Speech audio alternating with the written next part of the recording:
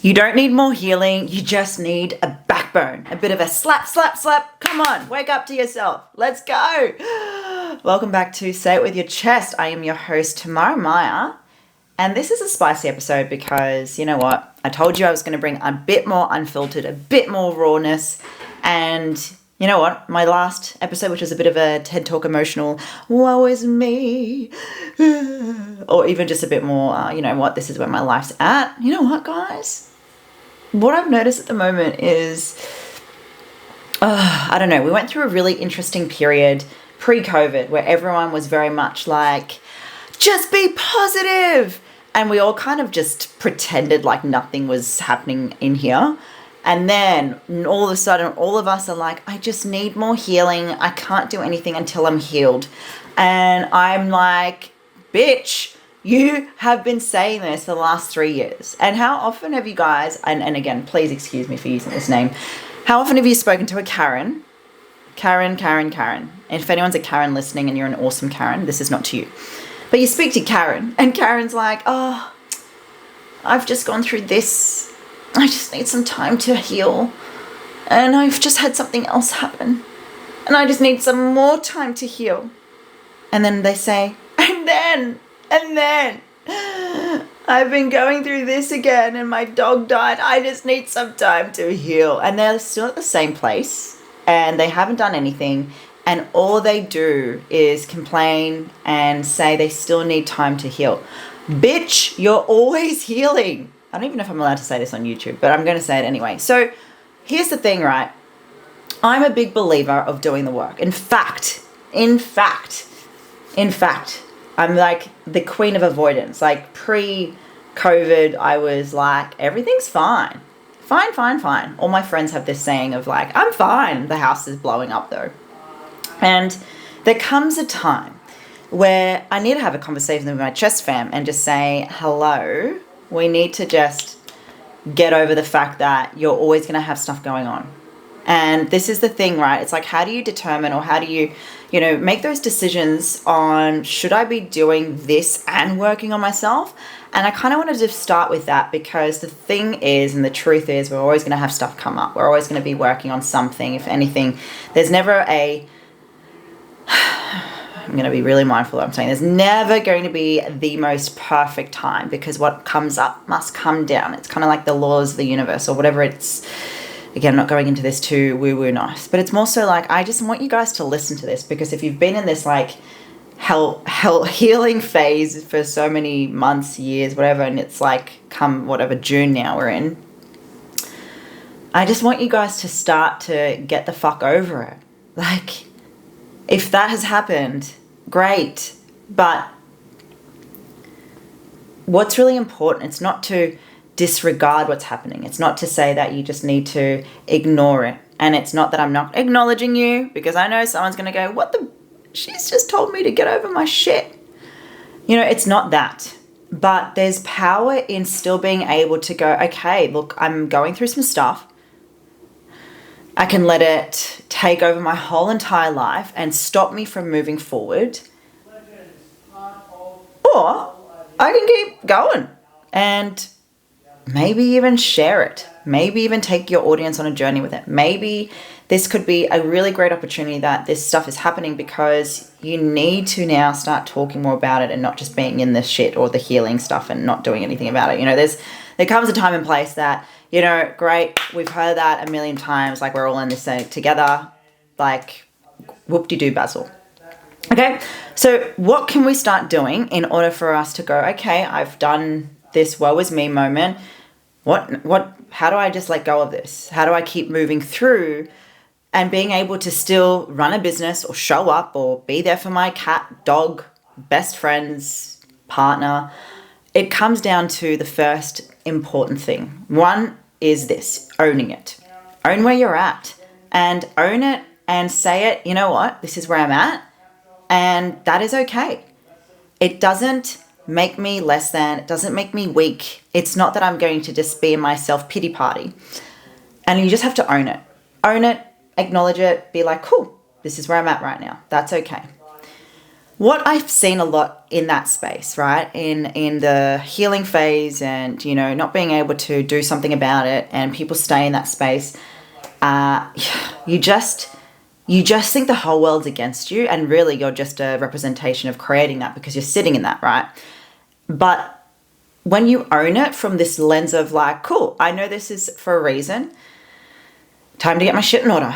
Time to, you know what? Accept it. There's a reason for all of this. It's going to make a great story. A great one. So why don't we make the most of it? Kind of like, probably why I'm really good at oversharing. It's because the last thing I want to do is go online and be like happy chappy tam when behind the scenes, things are happening, which, to be fair, it's always happening with everyone. I've got definitely happy periods of my life, happy periods of my week. There's definitely been some dark periods.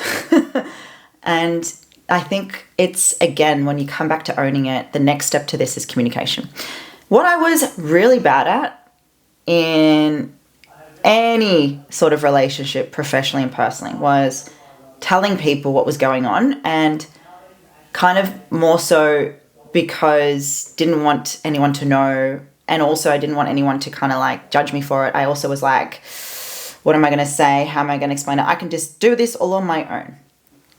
I was like the queen of just, I'm going to fix it problem. But I have learned more this year that communication of where I'm at, what's happening, has been really powerful, because sometimes even the most superhuman version of you, or the high achiever you, or the performance or high performance version of you, you still have to own and communicate what's happening. How often have you been like, I'm going through this, and then you're like, no, I'm okay. I'm just telling you, but you're just kind of like still trying to like justify like you're okay. What I've loved about this sort of version of me has been, I'm currently not doing okay. And that communication was really intense, but it was really good. And I was really surprised to see who was there and who wasn't. I was also really surprised at how well it was taken on board. And even just communicating that I'm going through stuff has been a big thing in personal and professional situations online too. And people just have a different way of looking at you from a really beautiful, authentic, appreciative space. And owning it and communicating it is part of the healing process to move through it, not sitting it and dwelling with it. So that was really cool. The third thing when it comes to communication, or let's say after communication, right? It's really about, who do you communicate it to? Who do you feel safe to communicate it to? Who do you trust? And sometimes I've learned when you have owned it and then you have communicated it, sort of bites you in the ass. This is where number 3, it's sort of more about to be prepared, just to be prepared to know that it could be a place and a space for you to have a couple of repercussions. And that could be people will either be there with you from afar, or they're going to be not there, or they're going to go, just let me know how we can help. And this is, again, part of communication where you need to let them know how to help, how to support. And I always say to my friends, you know what? I don't know yet, but I'll let you know. And that's a big part of me, just being able to vent. And I actually do this quite a lot with some of my friends who are coaches. I don't want to be coached, but I just need to vent as a human being. And that's enough for me. And then if I want coaching, I'll come to you. Or if I need your professional advice, if they're coaches, I'll come to you. But it's about knowing what the communication will lead into afterwards. But then it's about what you do in terms of those actionable steps to help you get better, or to help you move through life, and just getting really good at setting some standards, some boundaries, some non-negotiables, some wins, and allowing yourself to just move through that every day without too much expectation, without too much pressure on yourself. I get that we want everything done straight away, or, being able to then decide we're now working on ourselves. We might go from 0 to 100. It's one of those things that's probably better. Slow and steady wins the race. Can't believe I'm saying that because I'm such a let's go, right? And it's kind of really interesting because it becomes almost like an ongoing opportunity for you guys that as you start getting better of reaching your capacity to hold or to heal with things happening, like navigating through your own shit, plus your business, plus personal, plus your dog, your cat, you're getting better at expanding that bandwidth. It's kind of like when you make your first investment, you know, it's like, oh my God, part of me just wants to die, but I know I need it. But it just doesn't feel normal to my body, and you're having like a fucking fit. Then the second investment's like, okay, bit of a panic attack, but I'm okay.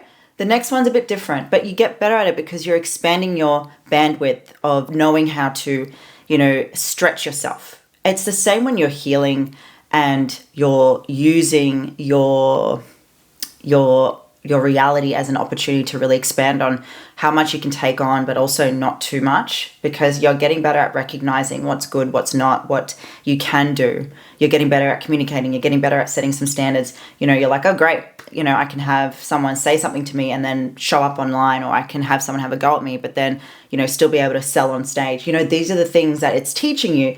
Because rather than pushing everything down and or sitting in this victimhood, or, you know, saying I'm just healing so I'm not going to do anything, to, you know what, I'm going to do all this and more, pretty fucking impressive. And not only that, you're not hiding it. So that's how I want you to look at it. I'm open to hearing, you know, what you do in these types of situations. This is obviously something that I say with absolute transparency. Not everyone is the same, but we all can have a table of concrete and harden up. Yes, but no one wants you to always be a Debbie Downer and just staying in this like, I'm just healing phase, because you've been there for a bit. What are you going to start doing now? We've got to get back into the discomfort, guys, you know? Anyway, drop into my Instagram. Did you love this episode? Did you not? Let me know. If you want more of these spicy versions of my unfiltered chest series, let me know. Chest fam, it's been an absolute pleasure. I'm your host, Tamara, and I will see you guys next week.